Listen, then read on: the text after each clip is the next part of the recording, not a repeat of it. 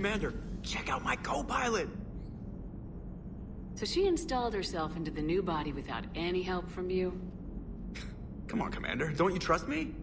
Okay, let me put it this way. If I knew that Edie was gonna install herself into a sexy robot body, do you honestly think I'd be able to keep quiet about it? Look at that! I would've baked a cake. I am right here, Jeff.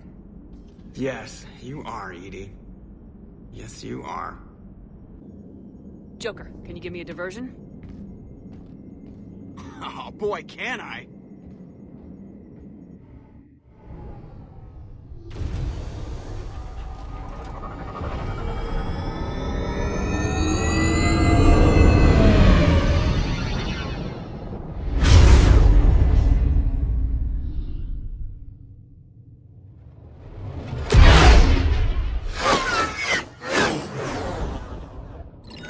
Come and get me!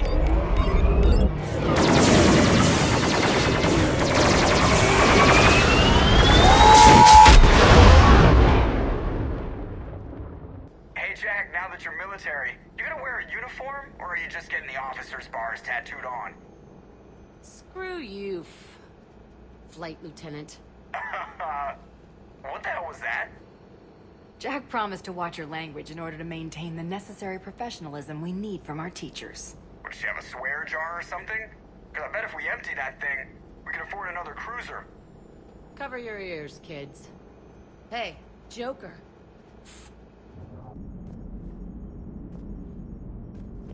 All right, my turn. What's the first order an Alliance commander gives at the start of combat? I give up. Correct. Alright, big guy. What do you call it when a Turian gets killed by a horrible spiky monster? Friendly fire. Come on, that one goes back to Shang-Chi. You gotta respect the classics. How many humans does it take to activate a dormant mass relay? 602. 600 to vote on it, 1 to ask the Asari for technical help, and 1 to request a seat on the council afterward. How do you know when a Turian's out of ammo? He switches to the stick up his ass as a backup weapon. Why does the Alliance hire pilots with brittle bone disease? You're shitting me! The Turian military has one about me? Oh, absolutely. I heard it myself from a private back on Palaven. Alright, why does the Alliance hire pilots with brittle bone disease? So their Marines can beat someone in hand-to-hand drills. Damn, you need to tell James that one. Hey, what's the hardest part about treating a Turian who took a rocket to one side of his face? Figuring out which side took the rocket. The Turians will hold. Pound for pound, they're the best fighting force in the galaxy. Pound for pound is irrelevant, given the significantly higher mass of Reaper forces overall. That's why we're bringing in the Krogan. Hello, Shepard. What's on your mind, Edie? The destruction of the Reaper on Tuchanka. It is rare for a technologically superior force to be destroyed by an inferior one. Yeah, so now all we need is a gun that fires Thresher Maws. That was a joke. Never thought I'd see the Krogan and the Turians team up. Even the Reapers have to be a little nervous about pissing them off. I'd say more than a little.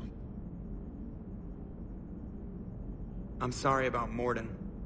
Had to be done. He'll have a hell of a tombstone.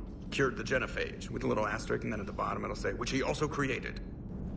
Man, those Quarian admirals are intimidating.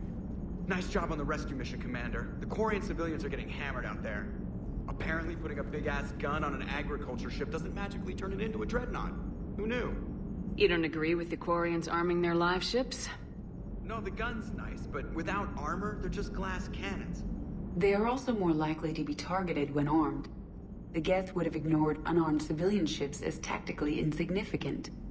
If your plan to invade a planet requires strapping guns to your kid's school bus, maybe it's a bad plan. Well, hopefully Admiral Chorus will keep them safe from the Geth. And themselves. Alright, here's another one. Dates back to the Rachni Wars. So, a Krogan and a Solarian have landed on a Rachni world for a top-secret mission. That is unlikely. Solarians rarely took part in raids on Rachni-occupied worlds directly. Missing the point? So the two guys are climbing up a hill going through this nasty green fog. And as they get near the top, they come out of the fog, and the Solarian sees thousands of Rachni. He looks over at the Krogan and says, "Oh, well, that makes me nervous." The Krogan says, "You think that's scary? When this is over, I have to go back down through that fog by myself." The implication being that the Solarian soldier would be dead. Yes. Thank you for killing the 2,000-year-old joke. That joke plays to racial stereotypes on both sides. The Krogan appears brutish and insensitive, while the Solarian appears weak. Stereotypes such as exemplified here led to the development and use of the genophage. Well, yeah. It's also one of the only jokes you'll hear both Solarians and Krogan telling. Comedy isn't really about being nice. Sometimes it's a way to air out the ugly things people think.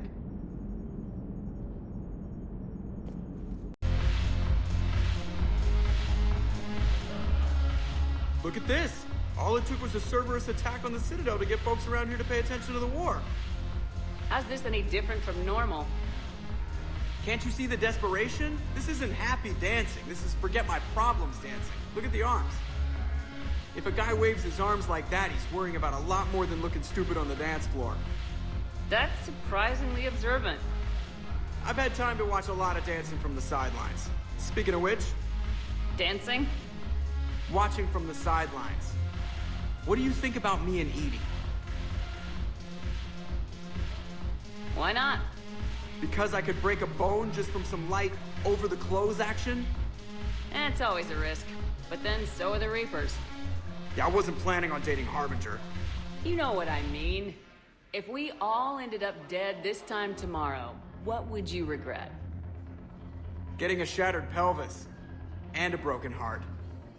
Such a stupid idea. If you could be out there right now on the dance floor, would you be waving your arms? Yeah. Sounds like you got bigger things to worry about than looking stupid. Yeah, guess I do. Now, if you'll excuse me,